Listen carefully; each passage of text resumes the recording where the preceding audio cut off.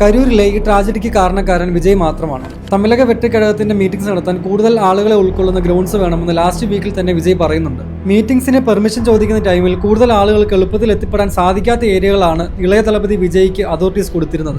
ടിവിക്ക് demand ചെയ്ത പോലുള്ള ഒരു ഗ്രൗണ്ട് അവർക്ക് കിട്ടിയിരുന്നെങ്കിൽ കരൂരിൽ ഇന്നലെ ഉണ്ടായ ട്രാജഡി നമുക്ക് ഒഴിവാക്കാമായിരുന്നു. ഞാനിത് പറയാൻ കാരണം close to 3 million people attend TVK's Madurai conference. 30 lakh ആളുകൾ. എന്നിട്ടും ഒരു മൈനസ് ചാമ്പ്യൻ പോലും ഉണ്ടായില്ലെന്ന് മാത്രമല്ല, ഇന്ത്യയിലെ തന്നെ ആദ്യത്തെ ഒരു വെൽ ഓർഗനൈസ്ഡ് മാസ് ഇവന്റ് ആയിരിക്കും അത്. എന്നിട്ടാണ് ഒരു എയർപോർട്ട് പോലും ഇല്ലാത്ത കരൂർ പോലെ ഒരു സ്ഥലത്ത് ഒരു 4 ലൈൻ ഹൈവേയിൽ 1 ലക്ഷത്തിലധികം ആളുകൾ തിങ്ങിക്കൂടിയത്. രാവിലെ 11 മണിക്ക് തുടങ്ങേണ്ട പ്രോഗ്രാമിൽ 7 അവേഴ്സ് ലേറ്റായി വന്ന സൂപ്പർ സ്റ്റാർ വിജയ് ഈ ഒരു ദുരന്തത്തിന് എത്രത്തോളം റെസ്പോൺസിബിൾ ആണോ അത്രത്തോളം തന്നെ റെസ്പോൺസിബിൾ ആണ് അവിടുത്തെ പോലീസും അതോറിറ്റീസും. ബിക്കോസ് ചാമ്പ്യന് തൊട്ട് മുൻപ് ക്രൗഡിനെ കൺട്രോൾ ചെയ്യാൻ പോലീസ് ലാത്തി വീശുന്നതിന്റെ വിഷ്വൽസ് ഇപ്പോൾ സോഷ്യൽ മീഡിയയിൽ വൈറലാണ്. ഓരോ ദിവസം കഴിയുന്നോറും കൂടിക്കൊണ്ടിരിക്കുന്ന വിജയുടെ ഗ്രൗണ്ട് സപ്പോർട്ട് കണ്ട് വിറച്ചു നിൽക്കുന്ന DMKയുടെ സ്റ്റാലിനെയോ ഉദയനിധിയോ ഞാൻ ഇക്കാര്യത്തിൽ കുറ്റപ്പെടുത്തില്ല.